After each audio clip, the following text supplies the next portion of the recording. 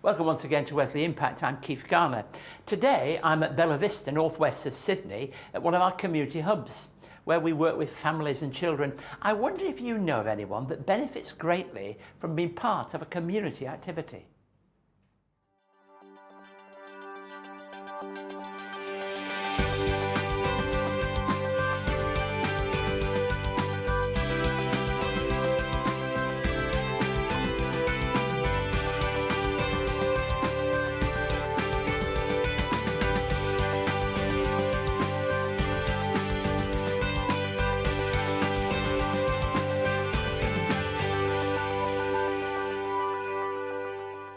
Thank you for being part of the programme today.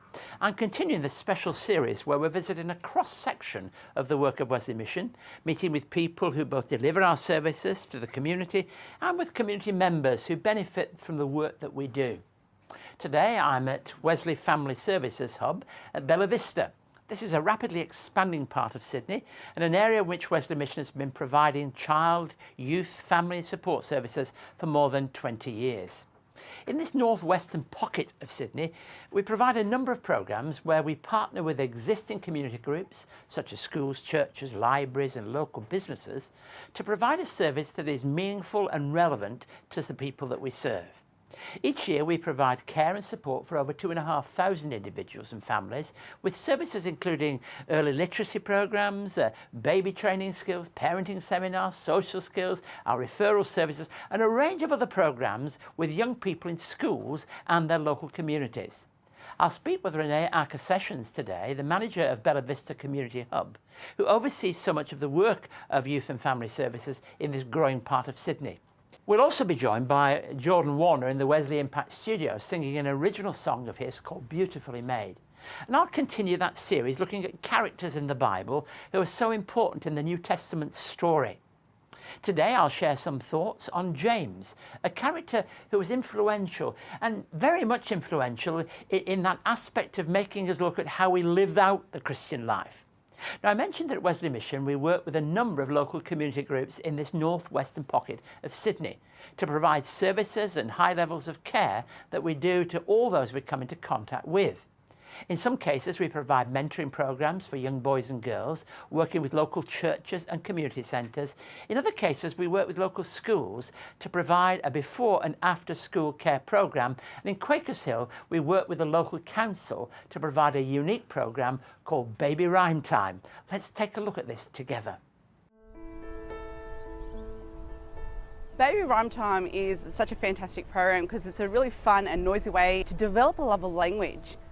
Research shows us that more stimulation that they have and more exposure that they have to reading and rhyming and singing and talking is going to set them up for the future. If a child knows just 8 nursery rhymes by the time they go to school, they're going to be more successful at learning how to read and learning how to write. I first got involved with Baby Rhyme Time through a friend. I love Baby Rhyme Time, and so does Owen, because he loves to be able to be involved. He loves the singing, he loves the instruments, and I do get out of Baby Rhyme Time the fact that he's happy and that he likes coming here, and it's hard to find something that he would like to come to every week. Karen's really new, and I met Karen when Elizabeth was only 4 weeks old. Oh, I love Baby Rhyme Time. I think it's a fantastic program with music and movement and lots of language for the children. It's going to help with her future language skills, which I feel like I'm doing something very important to help her development. For me, it gets me out of the house, so that's really important. I get to socialise with other mums and bubs as well, so Elizabeth gets to spend time with other babies, and she also gets to see the older children, and she loves to watch them and what they're doing when we do the music and movement. Yeah, it's a really good social outing for us. There are a lot of isolated people within our community, so I guess what's important in my role is to try and reach out to those people, and we do that in a number of ways. Baby Rhyme Time is just one of the ways that we engage with the local community. It's about letting them know that these groups are available, and what's most important is that they're free of charge, because a lot of people can't afford to attend a lot of playgroups and do a lot of activities. We've got so many programs that connect the community. It's just finding out who they are and letting them know that we are here and we're here to support them. For me, the biggest thing is support. The facilitators here support us all the time. Different times we have conversations before the sessions and after the sessions. They have all different programs for us to be involved in, and Julie's fantastic. She tells us all about them, and I've actually, because of that, enrolled in several programs that I've completed, and I've got a few coming up as well that I'm going to be doing. One of them was a money course, Money Matters. That was fantastic. That really helped us at home to work on our savings because we felt like we weren't getting anywhere. I do find Baby Rhyme Time different to other programs. I have been to a couple of others, and Baby Rhyme Time definitely involves the kids more. It definitely makes him be a bit more social rather than just sitting on a chair or a mat and just listening. He's actually getting a bit more involved, and Julie does help the kids actually get involved as well with puppets and actually having them on her lap as well, which is really great. A lot of the parents have made some really fantastic relationships. It's all about relationship building, and I think for us it's about letting the families know that they are supported in this community, because we all need support when raising children. Caring for a child with disability is more than a full-time job. It's 24 hours a day, 7 days a week, non-stop caring. Sadly, without a break, this constant strain will take its toll. Help us give carers a break before they break down. Donate to Wesley Mission Disability Services before it's too late. If you would like to see more of the work of Wesley Mission, visit wesleymission.org.au. You can watch loads more videos, catch up on past episodes of Wesley Impact TV, find out about our diverse range of services, and get involved to help make a positive difference in your community. You can also connect with us on social media and stay up to date on the latest news and information from Wesley Mission. wesleymission.org.au. If you want to find out more about Wesley Mission, go as always to our website at wesleymission.org.au. If you want to ask a question about any of our services or about the Christian faith, please write to me at impacttv@wesleymission.org.au. Now look, I'm joined now by Renee Sessions.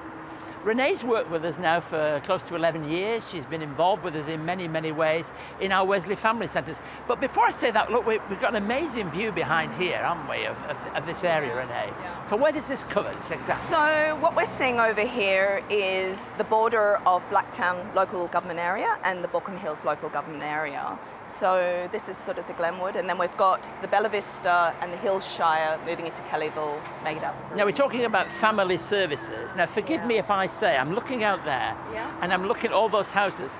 They all look as though they're expensive houses to the eye.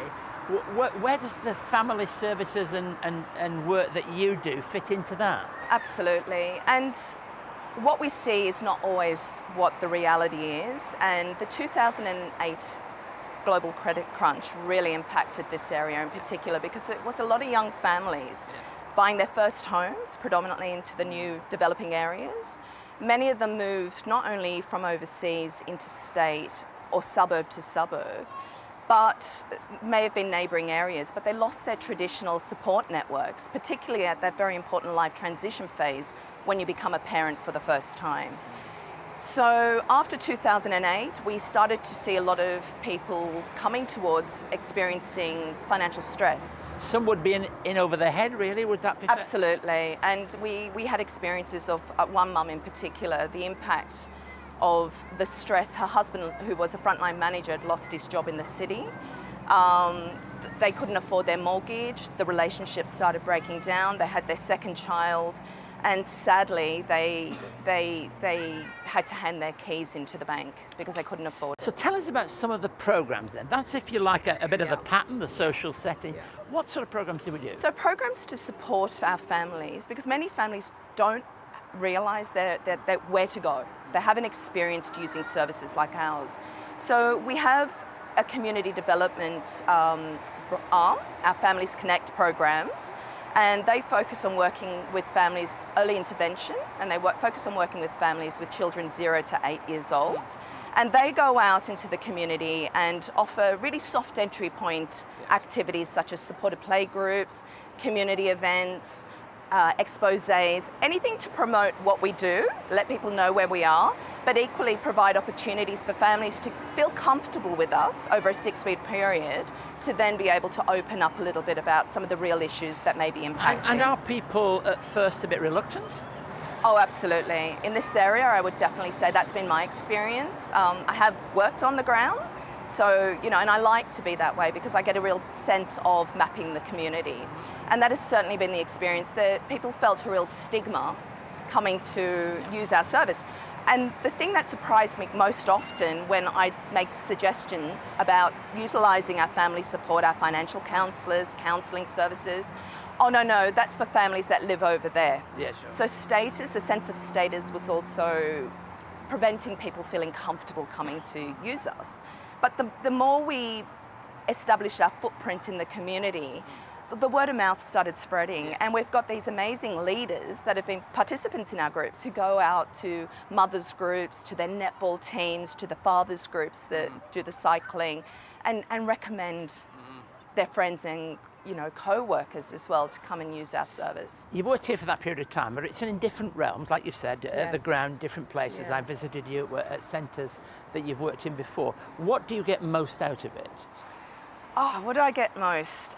I can truly say I lived in the UK for a period of time, and I became a new mother there myself and really understood isolation and the impact that has on not only the well-being of me and my relationship with my husband, but equally the development of my child. So finding myself now, I was working in high mental health, complex mental health with young people in the UK.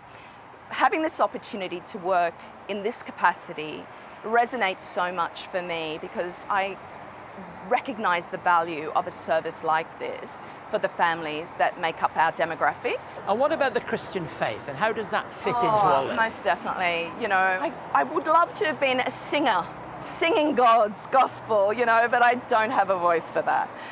So I recognised that I can walk the walk. I didn't just need to talk the talk. Every day I go out there and I can just, through the gifting I've been given, connect with people and impart my faith in my own unique way that makes people of multiple denominations feel comfortable to experience Christ-like servitude.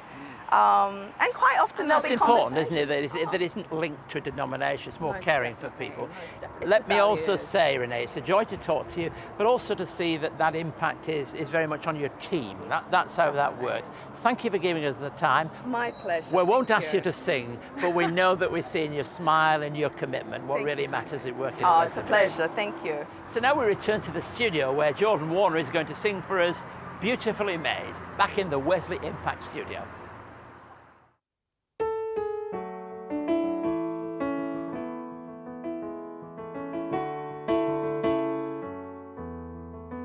What I give is not my own. There's a Father who loves you and won't let you go when you doubt you are noticed. And you give up hope, He is singing over you. Every word He said is true. Like a star that is burning way into the night, like an eagle that's soaring high into flight. He has fashioned and formed you and breathed you a life beyond your dreams. And wherever you wander, it's never too far. Like a melody written inside of His heart, it's a simple and unchanging fact that you are so fearfully, wonderfully, and lovingly, beautifully made.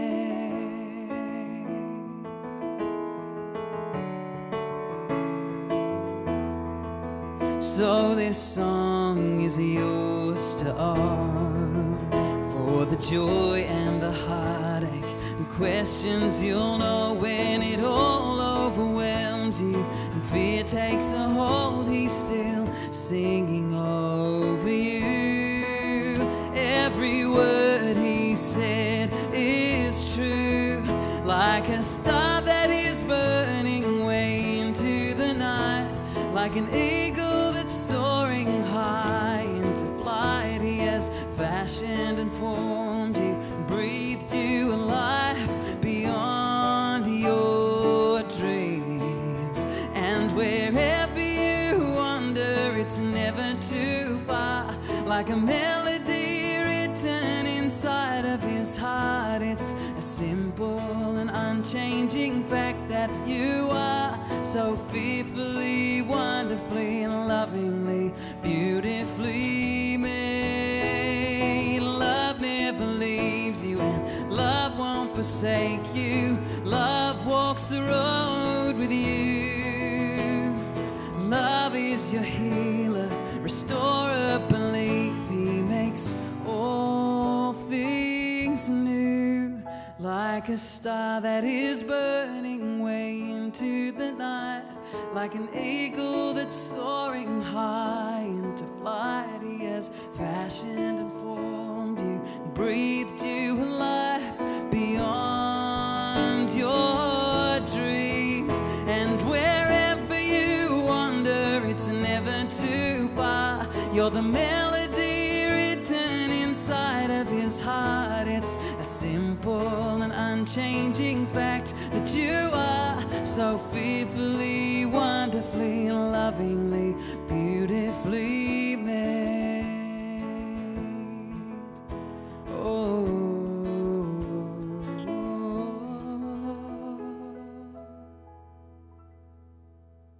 Over the years of Wesley Impact, Keith Garner has had hundreds of conversations sharing stories of hope, resilience, love and the Christian faith. Perspectives on Faith and Sport is a collection of inspiring and insightful conversations with people who are champions in their field, including Commonwealth Games gold medalist Deb Lovely, tennis great Margaret Court, Olympic swimmer Elka Whalen, long distance runner Eloise Wellings, Olympic gold medalist Duncan Armstrong, and two-time boxing world champion Nigel Benn. Each conversation shares a unique perspective on sport and the achievements of notable sporting greats, and collectively presents a broad cross-section of athletes and how their faith has changed their lives. Perspectives on Faith and Sport is the second instalment of a three-part series and is available now from Wesley Mission. To find out more, contact Wesley Mission on 02 9263 5555 or email impacttv@wesleymission.org.au.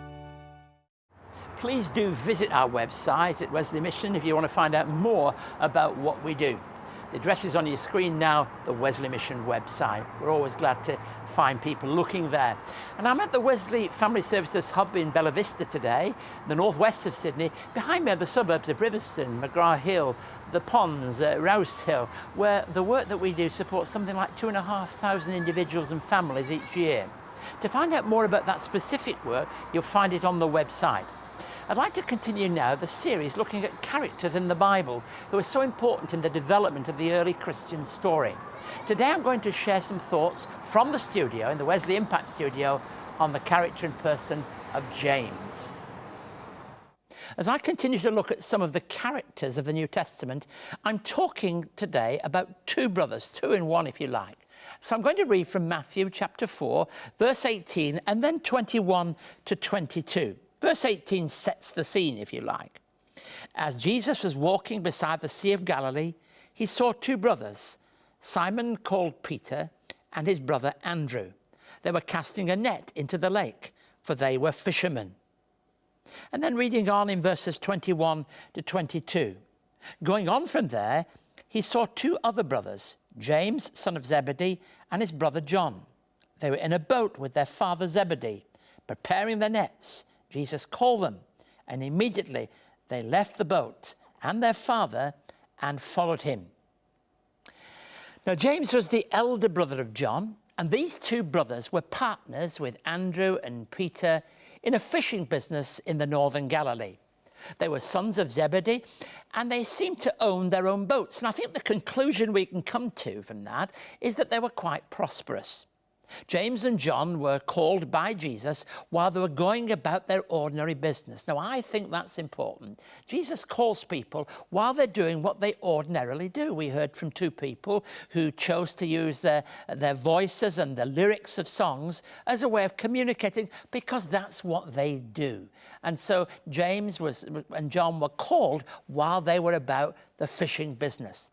James would always be remembered as the first apostle to die as a martyr for the Christian faith. So he really became a very committed believer who belonged to Christ. John had a very special, close relationship with Jesus, so much so that when we get to the closing parts of the gospel, we're told in 1 that the Lord gave him special responsibility for his mother in the closing moments of his life on the cross. Now, you don't do that unless you have a special relationship with someone, to entrust your mother to them and to say to this person that their mother will be for them comfort, help and strength. Well, I think that tells you something of a special relationship. And they were part of a small group of 3 with Peter, who were taken into the intimacy of relationship with Jesus Christ up on a mountain to experience something of the intimacy of the relationship that God in Christ wanted with his people. They may have well been hot-headed because they gained this nickname, the Sons of Thunder. Well, you don't call somebody a son of thunder unless he or she, if it's a daughter of thunder, has got a temper or you react very strongly. Now, this is confirmed by an incident when shortly after the Transfiguration, one of the great high moments in the Gospel, where Jesus reveals and is changed before them, and they see something of the presence of God. And we realise that the reaction was, if you like, developed in those moments. You see, Jesus had set his face to Jerusalem. He was determined. He was heading into the city. And Jesus and his disciples were passing through a Samaritan village. Now, when they got to that village, they were given a poor reception. The way people react to Jesus was different in different places, but they were given a very poor reaction. And this is what the suggestion was, and we read it in Luke chapter 9, 54 and 55. And I want to read it to you. When the disciples, James and John, saw this, that's the reaction of other people, they asked, "Lord, do you want us to call down fire from heaven to destroy them?" I mean, gosh, what a reaction. Here's Jesus going about teaching about love and generosity and kindness and compassionate attitudes to others. And these 2 disciples decided the best thing they could do was to call down fire from heaven on those who didn't like or agree. Well, clearly Jesus was not going to go for that kind of approach. But I tell you that because these are very real human beings. What do we learn from these brothers? Well, for me, one of the greatest messages is that God takes 2 very fiery brothers, ordinary men, and transforms their lives. I mean, that's so very important because for me, it is not religious people alone. It's not people who all speak the right language and act in the right way that God chooses to call. I expect if people were looking at the raw material that Jesus had with all the disciples and followers, and we're learning that week by week, it would not be these kind of people that you would have chosen.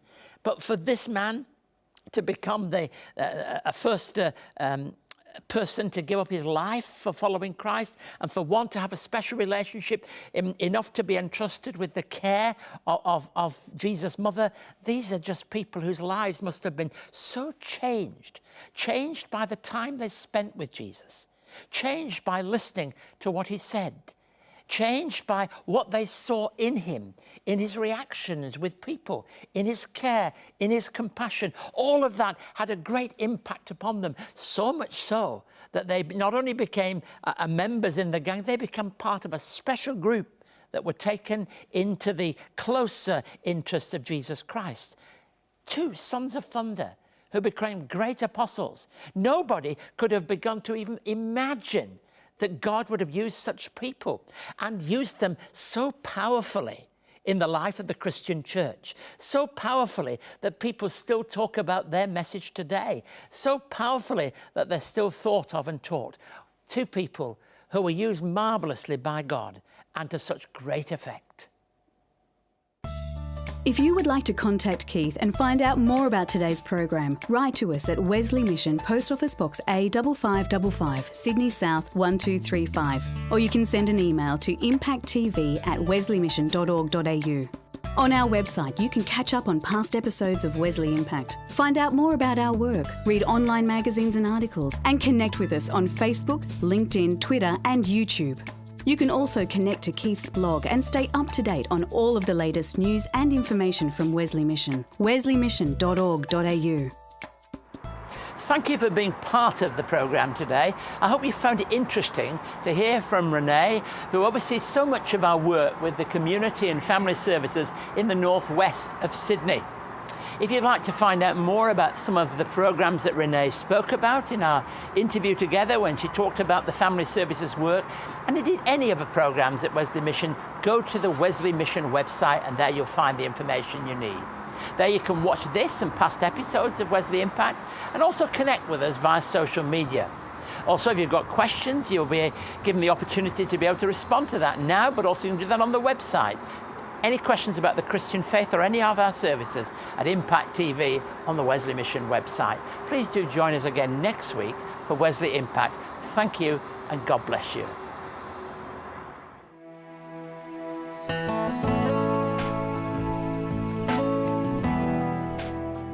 Wesley Mission provides more than 38,000 hours of out-of-school care each year to young people. To find out more, visit wesleymission.org.au.